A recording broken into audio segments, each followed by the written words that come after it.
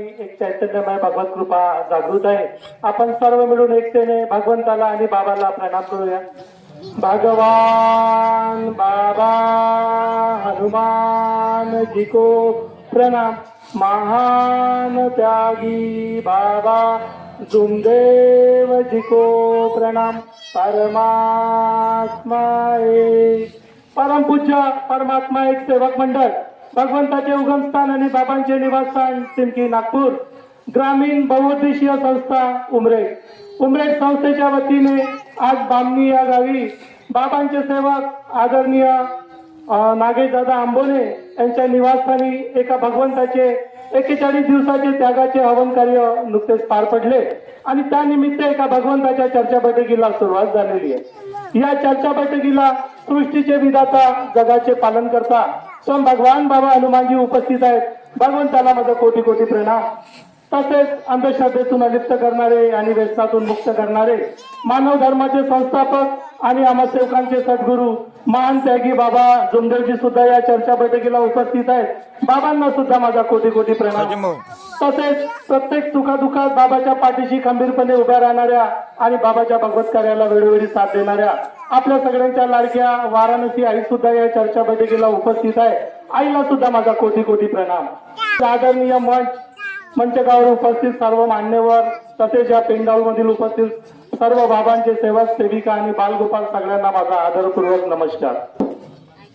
बघा, दुःखामुळेच आपण सर्व या मार्गात येतोय आणि ज्या दिवशी आपल्या दुःखाचं निवारण कुठेही होत नाही तेव्हा आपल्याला या मार्गाची आठवण येते. आता चौधरी साहेबांनी सुंदर असं मार्गदर्शन केलं. त्यांच्या मुखातून निघालेला एक एक शब्द हा मी बोलणार होतो, पण बघा परमेश्वराची कृपा, इतकं सुंदर मार्गदर्शन त्यांनी केलं. सेवकांवरती विश्वास करत नाही. आपण वागतो कसं, बोलतो कसं, या सगळ्या गोष्टीकडे लक्ष देणं खूप गरजेचं असते. एक थोडक्यात असा अनुभव सांगतोय. माझं कॅन्टीनचं काम आहे आणि त्यामुळं माझ्या 2 कॅन्टीन आहे सध्याच्या परिस्थितीमध्ये. तिथे सुद्धा काही बाया माणसं मॅनेजर काम करतात आणि चक्री घाटचं काम मी सांभाळतोय. आता दोन्ही कॅन्टीन मध्ये स्वयंपाकासाठी सिलेंडर लागतात. जवळपास एका कॅन्टीन मध्ये 10 ते 15 सिलेंडर महिन्याचे लागतात. त्याप्रमाणे दोन्ही कॅन्टीन मध्ये मला 30 सिलेंडर महिन्याचे लागतात. त्यांचा सेवक आहे, त्याच्याकडे गॅस एजन्सी आहे आणि त्याच्याकडून मी सिलेंडर नेतो. प्रत्येक 2 दिवसांनी 3 दिवसांनी सिलेंडर लागलं की त्याच्याकडे जातोय, नमस्कार घेतोय, कारण तो बाबाचा सेवक आहे. त्याच्या घरी भगवंताची प्रतिमा आहे. त्याच्या आईसोबत नमस्कार घेतोय, त्याच्या पत्नीसोबत नमस्कार घेतोय. त्याला बाळ झालंय छोटंसं, त्या बाळाचं सुद्धा दादा नमस्कार. एक चांगलं एक नातं जमलंय, कारण की त्याचा एक मोठा कस्टमर आहे मी. तर एक दिवस झालं काय, मी कॅन्टीन मधून निघालोय सिलेंडर घेण्यासाठी. गल्ल्यातले पैसे खिशात टाकायला विसरलो आणि चालला गेलो त्यांच्याकडे. गेल्यानंतर त्या सिलेंडरवाल्याच्या आई घरी होत्या. त्यांना म्हटलं, काकू नमस्कार, काकू मला सिलेंडर पाहिजे. तर त्यांनी सिलेंडर काढून दिलं. रिकामं सिलेंडर मी त्यांना दिलं आणि खिशामध्ये पाहतो तर 850 रुपये होते, कारण गल्ल्यातले पैसे आणायला मी विसरलो होतो. म्हटलं, काकू माझ्याकडे 850 रुपये आहे आणि 150 रुपये कमी आहे, तर मला 150 रुपये तुम्ही बाकी ठेवा. तर त्या जोरात ओरडल्या, बिलकुल नाही, 150 रुपये का मी 1 रुपया मी उधार ठेवणार नाही. म्हटलं, का बरं काकू, मी दुसऱ्याला उधार देईल पण सेवकाला बिलकुल उधार देणार नाही. माझ्या मनाला असं वेगळंच वाटलं, पण चेहऱ्यावर माझ्या हसू येत होतं, कारण त्या माझ्यामध्ये ओरडत होत्या, म्हणत होत्या आणि खूप सारं त्यांचं पटर चालू होतं की मी 1 रुपया ठेवणार नाही, असं आहे, नगदी असेल तर नका नेऊ. माझ्यासारखा मोठा कस्टमर, म्हणजे मोठा म्हणजे म्हणण्याचं तात्पर्य, आपण घरी 1 सिलेंडर आणतो, मी त्यांच्या घरून महिन्याला 15 सिलेंडर नेतो आणि कधीही पैसे उधार ठेवत नाही. पण त्या 150 रुपयासाठी माझ्यावर रागवत होत्या आणि जोरजोरात ओरडत होत्या, पटर करत होत्या. म्हटलं, काकू शांत व्हा, सिलेंडर नाही द्यायचं, नका देऊ, मी पैसे घेऊन येतो, नंतरच तुमच्याकडनं सिलेंडर नेतो. आणि मला हसू येत होतं. आता बघा, त्यांनी अपमानच केला एक प्रकारचा. 150 रुपयासाठी मला सिलेंडर दिलं नाही, पण मला बिलकुल राग आला नाही, कारण मी बाबांचा सेवक आहे. जर मी राग आणला असता तर मी बाबांचा सेवकच नाही. मला हसू आलं आणि थोड्या वेळात मी त्यांच्याकडून पाहून म्हणलं, काकू शांत व्हा, रागावू नका, सिलेंडर नाही द्यायचं आहे, नका देऊ, 150 रुपये मी घेऊन येतोय. मी पैसे विसरलो, माझ्या गल्ल्यात पैसे आहे पण मी आणायला विसरलो आणि खिशात फक्त 850 होते. माहित आहे काकू, का बरं भगवंतानी मानवाला बेमान म्हटलंय? आणि का बरं बाबाला तत्वशब्द नियमाची भीक मागायची गरज पडली, त्याचं कधी अनुकरण तुम्ही केलं आहे का? कारण सत्य बोलले तुम्ही, तुमच्या ठिकाणी बरोबर आहे, सेवकावर विश्वास करत नाही, कारण तुमचा विश्वासघात झाला असेल कुठेतरी, कोणीतरी तुमचं मन दुखवलं असेल, तेव्हा तुम्ही एवढे शब्द वापरता. काय झालं काकू सांगा? तर ती मला सांगायला बसली, एक सेवक, त्याच्यासोबत चांगले घनिष्ठ संबंध होते आणि त्या सेवकाला गॅस कनेक्शन दिलं, सिलेंडर गॅस सगळं दिलं, 7,000 रुपयाचं बिल झालं. त्यांनी 15 दिवसात पैसे देतो म्हणून सांगितलं, आज 8 महिने झाले एकही रुपया फेकून मारला नाही. म्हटलं बरोबर आहे काकू, तुमच्यासोबत एवढा मोठा विश्वासघात झाला आणि तेव्हापासून मी विश्वास करणं बंद केलं. म्हटलं काकू, पाचही बोट हे सारखे नसतात. जर परमेश्वराने पाचही बोट जर सारखे दिले असते तर आपल्याला जेवणच करता नसतं आलं, कामच करता नसतं आलं. म्हणून जगाच्या पाठीवर सगळे लोक एकसारखे नसतात. एक सेवक वाईट निघला म्हणून सगळे सेवक तसे नसतात. तेवढ्यात त्यांचा मुलगा आला आणि म्हणते, काय झालं दादा, तुम्ही त्याला सांगितलं 150 रुपये कमी आहे, तुमच्या आई भाऊला सिलेंडर देऊन द्या, भाऊ चांगले व्यक्ती आहे. म्हणलं ठीक आहे, काही हरकत नाही, मी तुम्हाला लगेच पैसे आणून देतोय. मी सिलेंडर घेतलं आणि सिलेंडर घेऊन गेल्याच्या नंतर माझ्या मनात विचार आला की का बरं सेवक असे वागतात, का बरं सेवक एका सेवकासोबत असा चुकीचा व्यवहार करतोय. अरे आपल्यावर दुःख असते, त्या दुःखासाठी आपण या मार्गामध्ये येतोय, त्या परमेश्वराच्या चरणी येतोय, त्या परमेश्वराच्या चरणी आपलं जीवन समर्पित करतोय. परमेश्वर आपल्यावर दया करते, आपल्याला त्या दुःखातून मुक्त करते आणि आपण बाबाचे सेवक त्या परमेश्वराला विसरून जातोय. सेवकांसोबत प्रामाणिकपणाने वागू शकत नाही. बाबांना आपल्याला एकतेची शिकवण दिली आहे. एकता म्हणजे काय? अरे आपल्या परिवारामध्ये एकता करा, नंतर सेवकांमध्ये एकता करा.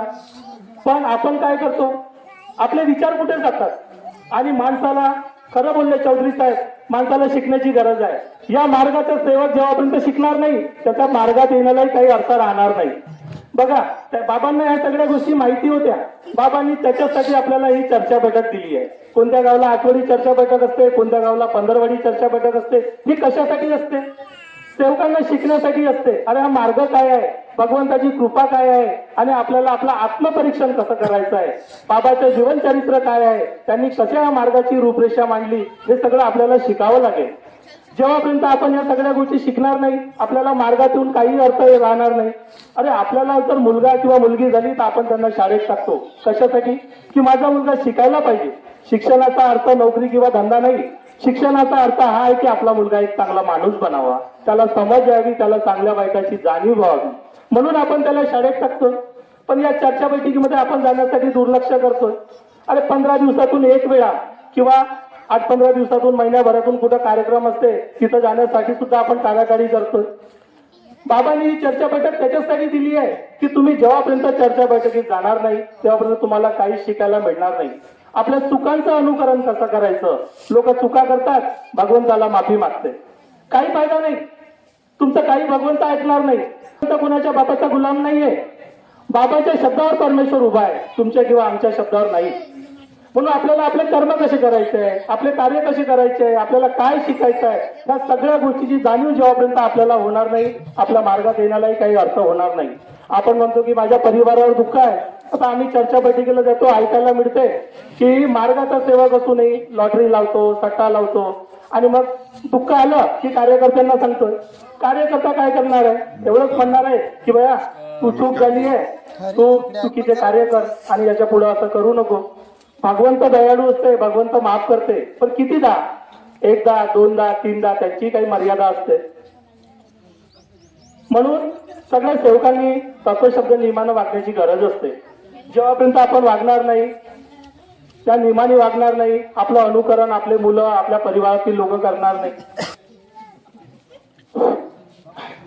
आणि एक महत्वाची गोष्ट म्हणजे हे असते की कधी रोज सकाळी आपण भगवंताची ज्योत लावतोय आणि ज्योत लावल्यानंतर त्या परमेश्वराला सगळ्यांच्या विनंतीचं अनुकरण करा.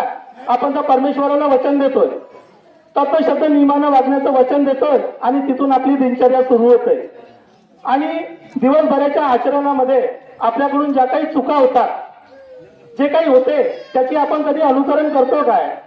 संध्याकाळी प्रार्थना करते वेळेस 5 मिनिटासाठी का असेना हातपाय धुतल्यानंतर बसा, स्वतःचं अनुकरण करा, विचार करा की आजच्या दिनचर्येमध्ये मी काय चूक केली, कोणाचं मन दुखवलंय, कशा पद्धतीने वागलोय, मी बाबाच्या तत्वशब्द नियमाने खरंच वागलो का? आज मी परमेश्वराला वचन दिलं आणि खरंच वागलो का याचं अनुकरण करा. कळत न कळत झालेली चूक भगवंत माफ करते, पण जाणून बुजून चूक झाली असेल तर त्याला माफी मिळत नाही. त्याच्यासाठी शब्दाची सोडवणूक हे खूप गरजेचं असते. म्हणून सर्व सेवकांनी तत्वशब्द नियमानं वागण्याची गरज आहे. आंबुने भाऊ यांच्या निवासस्थानी सुंदर असा कार्यक्रम झाला. त्यांच्या प्रेमापोटी आम्ही इथे आलो. मर्यादा आम्ही पाळली आणि सत्यावर परमेश्वर उभा आहे एवढेच बोलतोय आणि माझ्या शब्दांना इथे विराम देतोय. सगळ्यांना माझा आदरपूर्वक नमस्कार.